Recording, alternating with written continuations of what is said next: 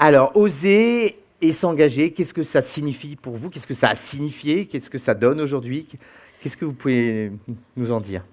Alors, moi, je suis venue participer au Forum Rétablissement, effectivement, comme le disait Yves.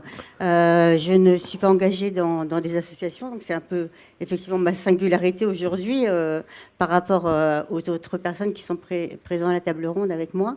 Moi, je me suis engagée dans un chemin de rétablissement. Alors, j'ai été diagnostiquée bipolaire en 2014, après une longue errance thérapeutique, où on m'a considérée comme dépressive pendant de longues années. Donc en 2014, j'ai été diagnostiquée bipolaire. On va dire 2014-2024, là on est en 2026, il m'a fallu à peu près une dizaine d'années pour accepter le diagnostic, faire le deuil de pas mal de choses et rentrer en chemin de rétablissement.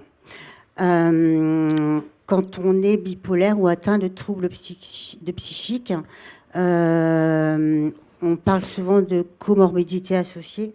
Au lieu de prendre le chemin du rétablissement, j'ai pris un autre chemin, celui d'une conduite à risque au niveau des toxiques. Et donc, effectivement, je ne suis pas rentrée tout de suite dans un chemin de rétablissement. Et ce qui m'a fait que, du coup, j'ai mis du temps à accepter ma maladie, à accepter cette différence-là.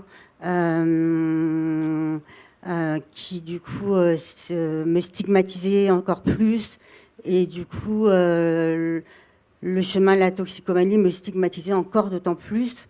Enfin, je rentrais dans un cycle en fait un peu infernal en fait, marginalisant et hyper stigmatisant. Il faut savoir que je suis maman de 2 enfants.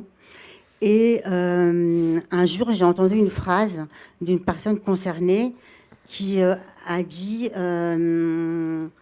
c'est pas la maladie c'est pas maman qui nous a abandonnés, c'est la maladie qui nous a séparés. Et cette phrase-là m'a fait un tilt, en fait. Cette phrase-là m'a réveillée. C'était en mars 2022. Et à partir de là, je me suis dit, mais Cécile,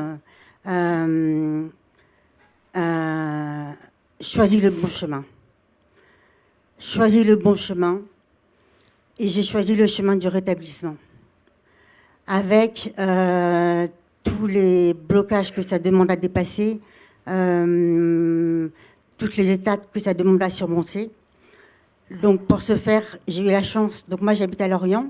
Alors c'est vrai qu'on dit qu'il y a beaucoup de choses à Paris, beaucoup de choses en Île-de-France.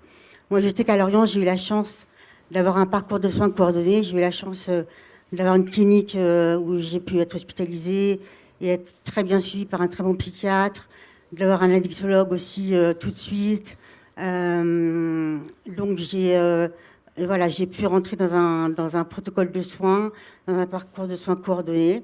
Donc du coup, ça a été très facilitant. J'ai pu bénéficier de la clinique de jour aussi, qui m'a permis de retrouver l'estime de moi-même en faisant des activités. Et donc, petit à petit, petit pas par petit pas, j'ai retrouvé cet espoir. Comme on parle de rétablissement, on parle d'espoir, on parle d'envie, on parle de confiance en soi, on parle d'estime de soi-même, que j'ai retrouvé petit à petit. Et après est venu le sevrage.